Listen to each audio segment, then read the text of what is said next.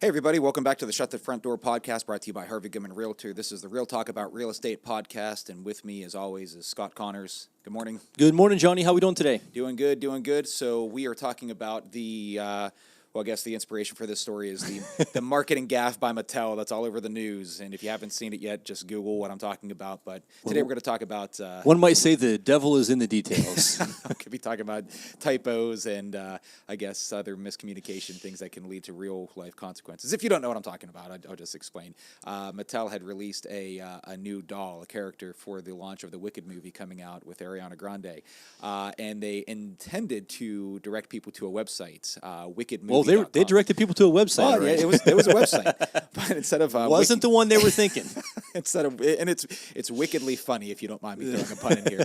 But they wanted to send to wickedmovie.com. They sent it to somewhere else. I'll let you fill in the details with the go do your own Google search, but it's pretty funny. So typos and other issues as far as the fine print fiasco.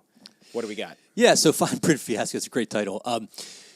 Again, the devil's in the details, and sometimes what seems like a very small mistake can have very large consequences. Mm-hmm. Start with a little technical talk, a little background on the real estate industry. We have what's called a fiduciary responsibility to our clients. We've talked about this before in the podcast, which basically means that we need to put our clients' interests above our own. Mm-hmm. But there are some specific categories that are called out. We all learned in real estate school a few different things like disclosure and obedience and accounting. The one we'll focus on today is care. Mm-hmm. And what that means is that we have to exhibit a reasonable level of care and diligence on behalf of our clients. And that means that when we write a contract or receive a contract for one of our sellers, we need to look at that thing pretty closely because some seemingly small mistakes can have some pretty broad consequences. Massive consequences, yeah. I've seen stuff, we've got a million stories. One of the most common ones we see is when there is more than one parcel being sold. So a house that sits on two lots or sits on one lot and has a lot next door that goes with it. Well, if the agent who writes the buyer's contract isn't careful, they may only include one of those parcels. Now, remember, in real estate, we're not selling houses. What we're selling is land, and houses just happen to kind of come with it. Right. So it's not unheard of that you write a contract for 123 Main Street, but the parcel number you list is for the yard next door. And if that deal goes to closing, it's not inconceivable that you could sell the yard, and Jimmy's always entertaining. Jimmy's our number one subscriber, without question, for sure. Anyway, so you could end up selling the yard and not the house, and that obviously can be a problem. Right, and this really even boils down to probably more particular sub parcels where, and again, Jimmy, thank you. If you're just listening, Jimmy says I had a great fiduciary. Jimmy is a lifelong friend and high value client of my own, so he's always a great time. But no, even things like sub parcels where you're right, Scott. You never sell the house. This is a common misnomer for the general public. I've never sold a house in my entire career. I've sold land, and it just so happens the land has been improved. But sub parcels, they will be a split from an original parent parcel. So you might see .000 would be the original parcel, but then you have .001 or .002. And this can go down into mineral rights being split into different sub parcels. Yep. So it's very common that these things can get missed. And we take this stuff very seriously. Now, again, we're laughing kind of at the gaffes of some marketing, but even stuff that we put out, there's times like we got this new neon sign back here where it's behind you, right? You watching? But yeah, I mean, I could have inadvertently slipped in a different vowel somewhere and had made this sign look completely different. I'll never forget, not even more than a few weeks ago, I was just talking about this in the meeting. I had sent a text message to a client saying, hey, I got us confirmed for 6, except they didn't send 6. Right. And I had to, autocorrect. Good Lord. That is not one of your fiduciary responsibilities, No, it's not. It is not. But you could see where this kind of thing leads into, I've seen jealous boyfriends fight over buying a beer at a bar before. So, imagine receiving that text message at like 1 o'clock in the morning. And, how do you explain? Yeah, but it's just stuff like, they can really grow into like these real world problems. Yeah, so so we see typos. Typos happen all the time, right? We're guilty of that sometimes. For example, our contracts are written the same as a check is written. So you write the number that's being offered, $245,000, and then you spell it out in words. And one reason that's done is because you want to make sure that that's what you meant. Right. And, you either leave off a zero or end up writing 145 instead of 245. That can get messy. And unfortunately, in this day and age, most contracts are sent to clients electronically. And the days of sitting across the table from someone and going through them in detail have kind of gone by the wayside. Sure. Now, we frequently do that over the phone. And then sometimes do it in person as well. We always offer to, always happy to do it in person, but most people don't want to take the time to come into the office and do that. And so you kind of miss an opportunity to catch some of those mistakes. Now, we also have some safeguards built in with our staff on our team, our office staff, and then the title company, all of whom are reviewing the contract in detail. The bank, the underwriter. Yeah, and so we typically are going to catch that stuff, but not always. And so some other things that happen a lot, so you've got the technical details, the parcel number, the price, whether the mineral rights are going to convey, that kind of stuff. But what's not obvious, those things are typically obvious to a title searcher or a closing agent. Now, mineral rights is a big one, and it's not unheard of that a seller intended to retain the mineral rights, but the contract has them transferring the mineral rights to the buyer, and that could be a lot of money. And once that's missed, once that deed's signed, you're probably not going to get them back. No. So we definitely want to make sure we get that one right. Which has happened. It has happened in this office. Absolutely has happened. It's happened in, it's not, and it, yeah, anyways, I'm sorry. I interrupt you. And no, that's okay. So that's a great example where the contract can say that the mineral rights are supposed to be retained by the seller. But sometimes the seller has their own attorney prepare the deed, and that's where that actually would happen legally. And if that gets missed at that stage, and the deed gets signed and the property gets conveyed, the mineral rights may be gone forever. And so again, it really takes a lot of eyes, a lot of care to make sure that we get that stuff right. From the time the contract is written, actually from the time the listing is input, all the way through to a closing to make sure that those details are caught every step of the way. And you just brought up a good topic about the listing input. So here's a good question, a case study. Just because it's listed with something being included or something being excluded, so if the seller wants to retain mineral rights, for example, but a buyer makes an offer for it to be included, does the listing matter at all? Not a bit. And so we see this, the most obvious example we see all the time is appliances, right? Do the appliances stay with the house? Well, so they're listed as staying. That's right. They're listed as staying. Website says they're going to stay, but if they're not in the contract, they're not going to stay. So you're saying if it's on the website, it doesn't mean anything. Believe it or not everything you see on the internet is true. Right. Hi, Mary. We're live. Mary Gowdy just popped her head in. She's one of the sets of eyeballs that catches our mistakes. She's the key set of eyeballs. I must give her a round of applause. Oh, yeah. So she's pulling me into the office now for something I probably had missed. But no, I mean, it's a great point that, yeah, just because it's marketed some way, the contract is what matters. And again, the good thing for you is that while we sit here and laugh and take lightheartedness of some of the stuff, it's because that we have so much protection and so much. We have a Mary, we have title companies, we have good lenders we work with and their underwriters and all these people that help ensure that these things don't happen. But it's even beyond that. There's been many times where, did you guys know, and I quote this, and I believe this is absolutely true, there are 2 John Kazemkas in the world. I absolutely do not believe that. What is going on? I don't know what that's about. The internet is happy there are 2 of you, apparently. Yeah, I can tell you with no uncertainty, there is only one John Kazemka in the world. I am named after, who we got? Hey, Denny, thanks for the like. Yeah, maybe there's only one of me per se, but I am named after my uncle. And the amount of times that my uncle, who is a retired steer worker, gets called in and asked, hey, I want to You can only imagine the calls he gets. and subsequently, I'm getting calls now about life insurance or health insurance, Medicaid, and your uncle's getting calls from various police officers and probably magistrates about skipping bail bondsmen. Probably are calling your uncle trying to track you down. It is very much a legacy name. Yeah, I wouldn't want to be the one fielding his phone calls. I don't think I ever told you the story, Scott, but I had gotten pulled over in Benwood before, and I'm wearing the Benwood volunteer, whatever, and I got out of everything just because the miscommunication. They thought it was my It's always your uncle. Yeah, they ran the plate. He came back and said, "Oh, he's a councilman. Let him go." So the amount of times I've been able to play off of that, but yes, very much a legacy name, Ben Wood. I'm willing to bet your uncle has the opposite story where Oh, he could not get out of a jam because, like, wait, you're John Kazemka, come with me. Right. It's about. I haven't asked, but I have to imagine so. But again, just even things like that, though. But pertaining back to real estate, there was an instance not too long ago for an investment property that we were buying. Myself that we were buying. The seller shared the same name as his father, and it was his father who had a student loan in his father's name that was never paid off. Yeah. And the sum was the one that was it was attached as a lien onto this property because they did it to the wrong address because they had the same exact name. So we had to nuance around it. So just little stuff, like the little smallest things, and it took us another 6 weeks to get that rectified to say, hey, yeah. You know, I also want to point out we have the occasional client who doesn't want to pay for a title search. You know, I can go down to the courthouse and I can see if there are any liens on that property, right? Right. Well, no, you can't. And these are the exact reasons why that's so important. It's so important that you hire a professional. You know, a couple of reasons. Number one, you are not qualified to do a title search. We don't go to the courthouse like we used to because everything's online now. Mm-hmm.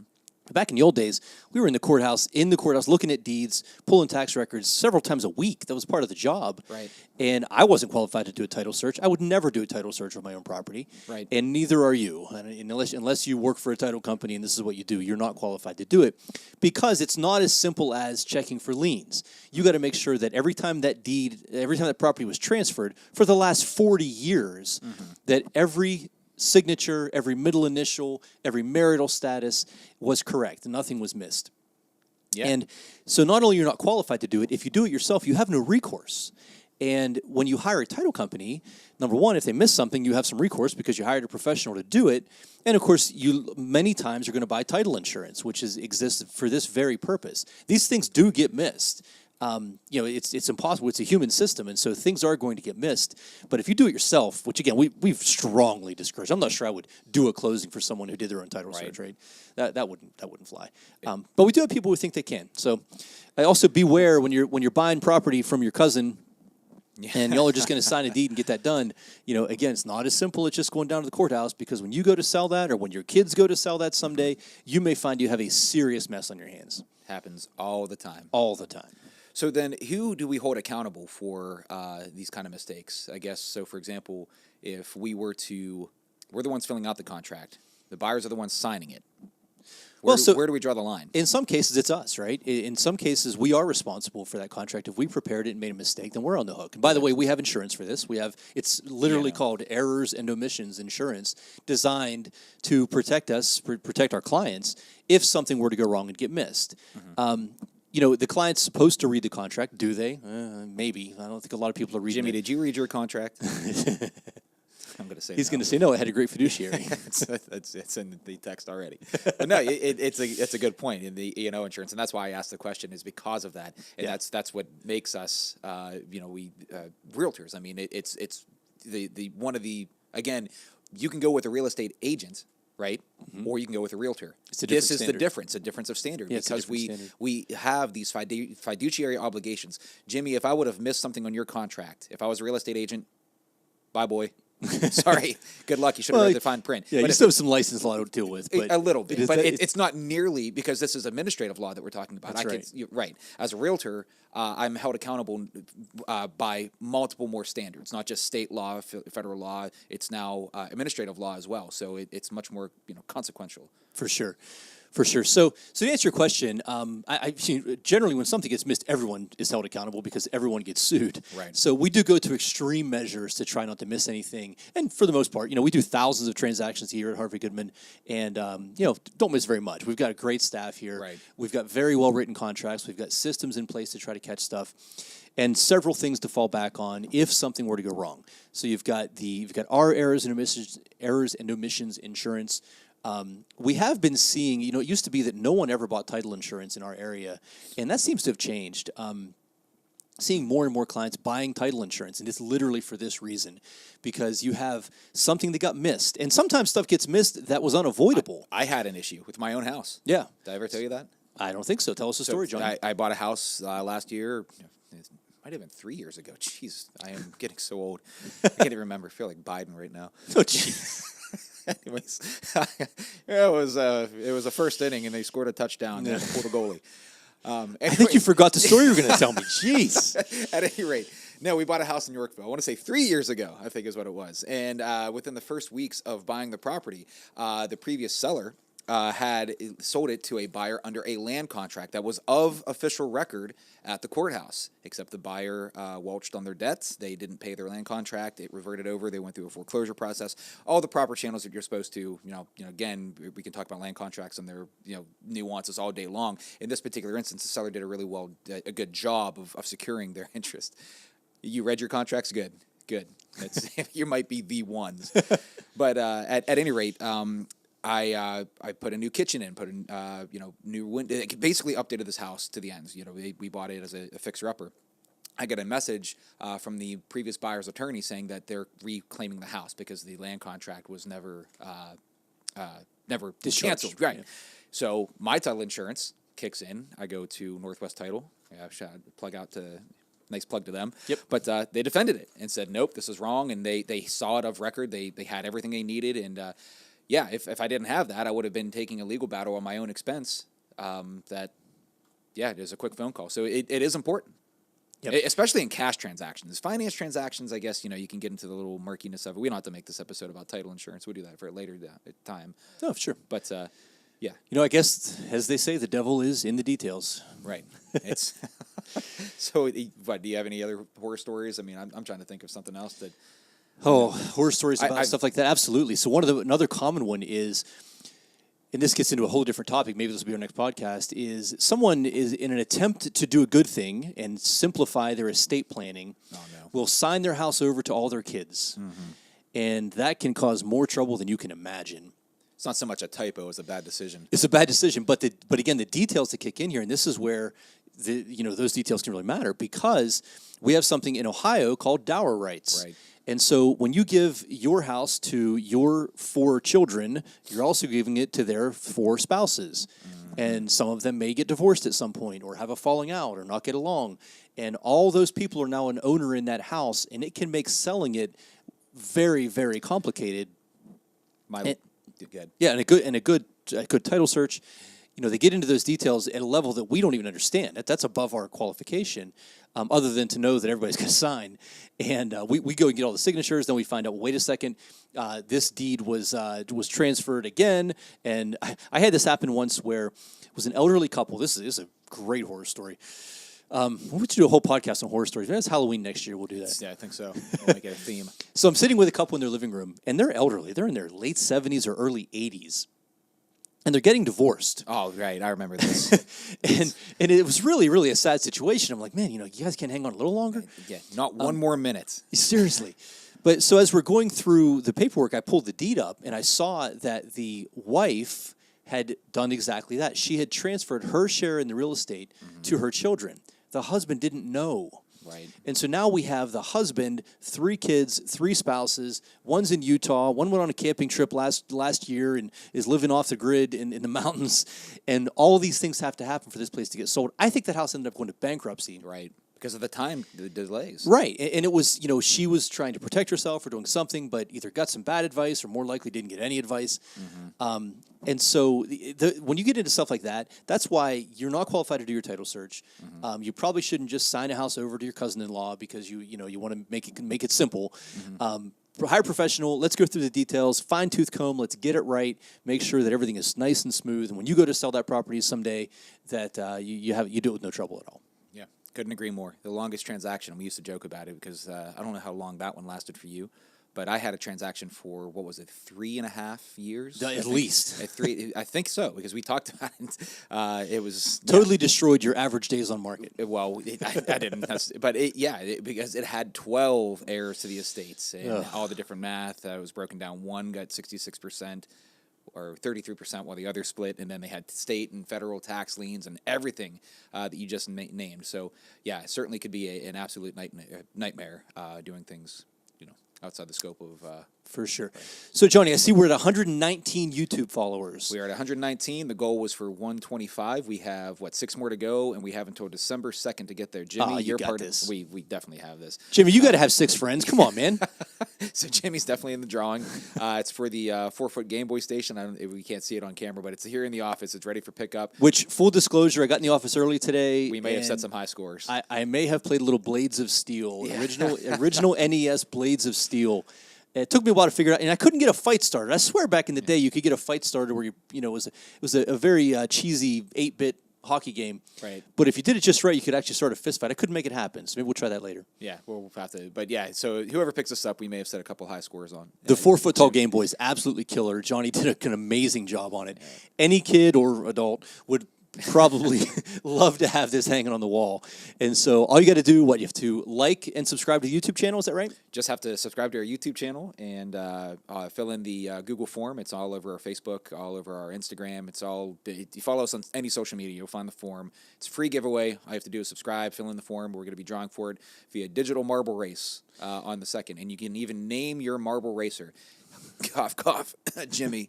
So, do you remember when you were a kid and Christmas Day? Christmas was a weird time because you weren't going to school, you weren't hanging with your friends, but Christmas morning after you opened all your stuff, there was always that minute where you called your best friend to talk about what you guys got. Right. That was a thing. Can you imagine the kid who gets this for Christmas calling his friend and he'd be like, "Dude, you're not going to believe this. I got a Game Boy." What? It's 4 feet tall. It's the greatest thing ever. It's got every game ever made. And not just that, it has the ROM hack variant. So there's I'll have to show you because you've never seen it yet, but I know we talked about it.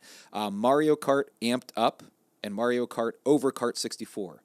It's playing your childhood games. Well, maybe, depending on who wins. Jimmy, if you win, you're going to be playing your childhood games in a way that you've never seen before. Amazing stuff. So, anyways, but speaking of that, make sure you follow us on YouTube, Twitter, LinkedIn, TikTok, anywhere that you can find social media. Obviously, Spotify. That's the whole giveaway. We're launching on Spotify. What else you got? That's it, man. Well, always thanks everybody for hanging out with us. We will be back next week. We'll see you next time, and have a great day. Take care.